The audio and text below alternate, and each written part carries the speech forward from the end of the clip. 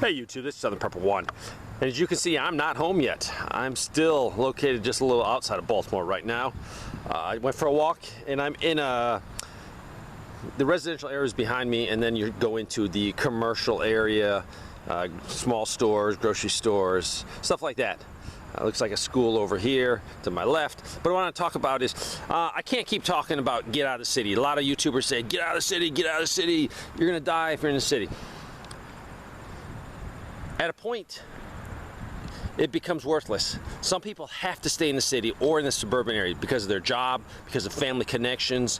You know, if one of the people in the relationship wants to move and the other says, no, I love it here. You know, it's hard to move. You probably end up a divorce if you try to. And I think your relationship's more important than that. So, what are you going to do? You're going to stay in the city, but you're going to prepare. A lot of preppers say, oh, SHTF, man, raw, you're going to die. We haven't faced that. I mean, yes, we have crime, we have a lot of problems, but I don't see zombie hordes crossing over the fence, pounding on your door. It hasn't happened yet in the United States. So, a lot of people have to weigh the possibility of a complete collapse with the possibility of trying to make a living, take care of family members. You could have relatives that are older that you have to take care of. So you're going to stay in the city. So I'm not going to judge you. I'm going to help you.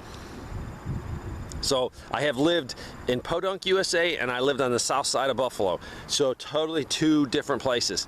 So let's talk about what you can do now.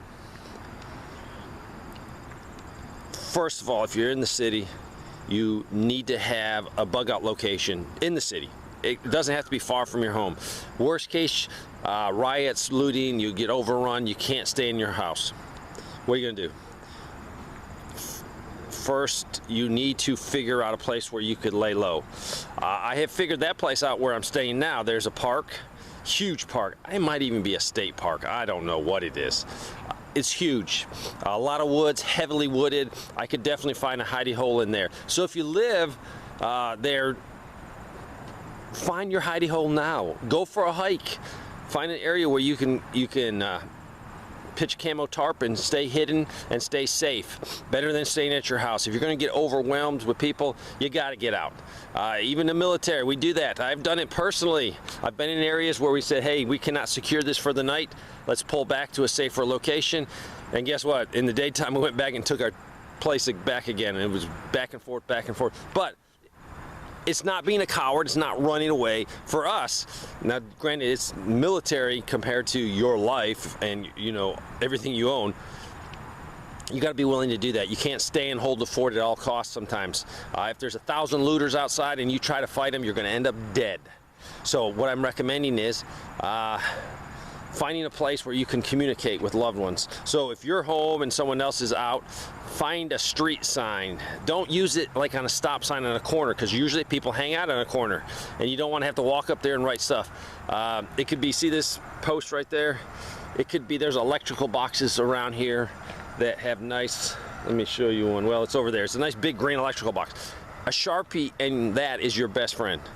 You can take and write where you're going to go. Now, what you need to do is pick out some locations right now, lay them down in stone, and call them names. Call them gold or black or whatever you guys want to do. That way, if you start to come home and there's rioting, looting, you can't even get to your house, hopefully you can get close enough where you can find one of your locations where they will write something down. And if your wife grabbed the kids and wrote on that thing black or gold or whatever color you want to name it, you know exactly where they're going to go to. That you don't have to write it out.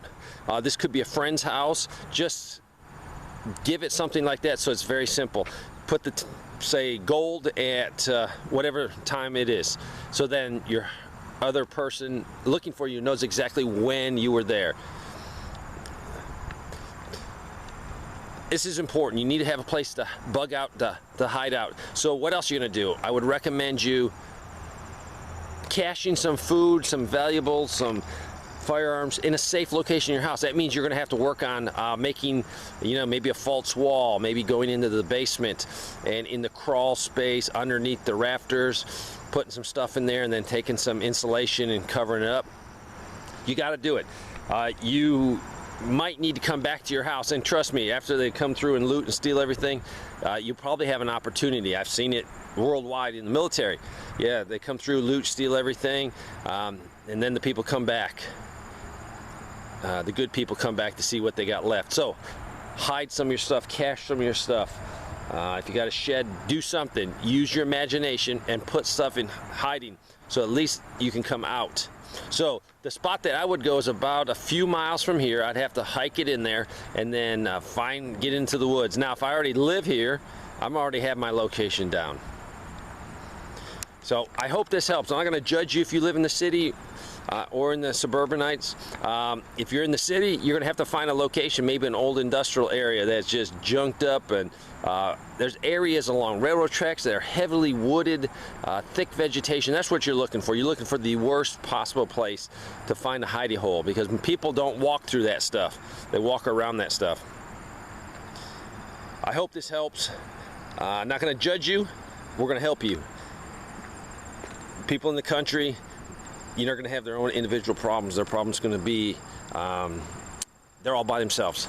So if you're all by yourself and some people come, you're not going to have any people to help you. Literally, you're going to be by yourself unless you have a neighborhood or good people. So there's positives and negatives. I hope this helps. Thanks for watching.